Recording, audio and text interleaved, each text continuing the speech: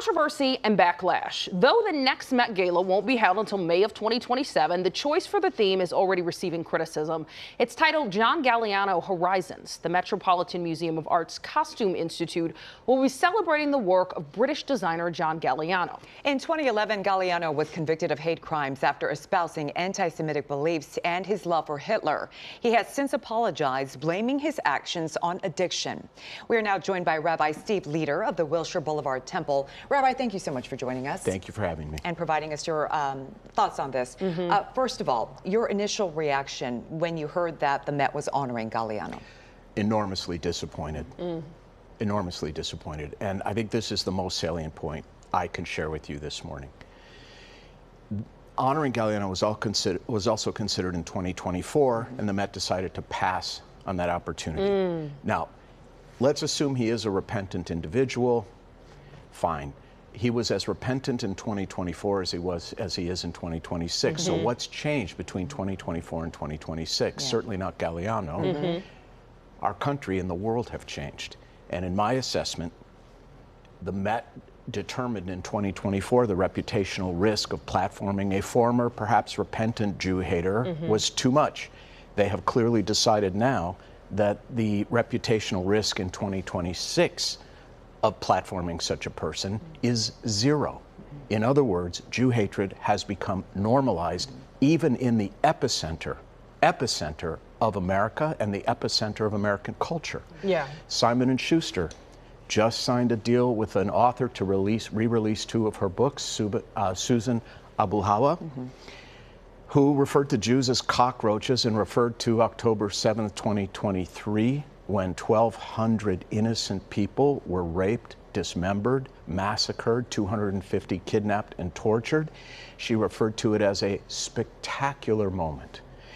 So now you have Simon & Schuster platforming such a person. You have the Met platforming such a person. And I can only assume that their analysis has allowed them to determine that there's zero reputational risk in this. And I think that should alarm us all, that this kind of racism and hatred is now normalized and acceptable. That's what I was going to say. Do you feel like this normalizes something? We follow the headlines almost daily of the rise in anti-Semitism, rise in hate crimes against Jewish people.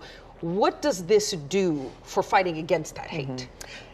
This, I think, endangers all of us. Endangers all of us, because you're next and you're next. And we should all worry about that. We should all worry about our neighbors, but we also should worry about our own selves and lives and our own security and acceptance in this culture.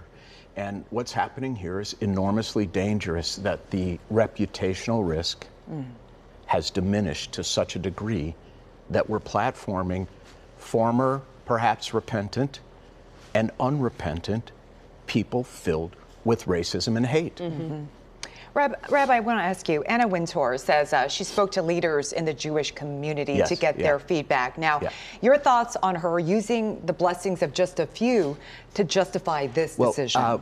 She met with 3 rabbis, one of them anonymous, 2 named and quoted, and I know them both quite well. And I like them both. That being said, if you asked me which few Jewish leaders in New York should I cherry pick to get a yes, they would have been high on the list. So now, were they used by Anna Wintour? I don't know. That's a question they have to ask themselves. All I can tell you is, if you wanted a rubber stamp, those were a couple that I would have gone to. And I like them and respect them very much. I wasn't in the room, but they leaned pretty far to the left, and that's who I would have gone to for some kind of imprimatur. Curious, I want to ask, what were their reasons to justify this? I don't know. I wasn't in the room. I've only read what they've said, and basically it was, well, he was very sincere. One of the rabbis said, he looked me straight in the eyes and spoke to me without notes. Well, I'm looking you straight in the eye and speaking to you. So what? What does that tell us? Did they get used? Listen, this has happened to me before. In Hollywood, I've been reached out to people who need to restore their reputation, and they asked to meet with me. I always require an NDA. because I don't want to be used. You don't want your name thrown into that. That's right. I also want to know what your thoughts on the Costume Institute, which is over the Met Gala. We talk about the Met Gala because that's what draws the public attraction, but there's also an exhibit that will be up from May to January. Correct. And I an think exhibit it's important given people only know. to 2 other people in history, a solo show like this. So this will be featuring Galiano. They are saying that that exhibit will not ignore his anti-Semitic past. Do you think that rectifies this at all? What could they put in the Had exhibit I to been fix in that meeting, I would have wanted to know exactly what the intention is. Show me the text. Show me the location of the text. Show me the prominence or lack thereof of this chapter in this person's life story. I would never have signed off on this without seeing that first. I don't trust them. Why would I? And is there anything he could say or do, or that they could present, that would come off as he's rectified this and has repented and deserves this platform? Perhaps, but I'd need to see the specifics. And the other thing I would say is I would have preferred had he declined this opportunity, kept his head down, remained a humble person, done his work, done his craft, and let that be the end of it. Yeah. Rabbi Steve Leder, thank you so much for your thoughts. We really appreciate that. You being here. Thank you.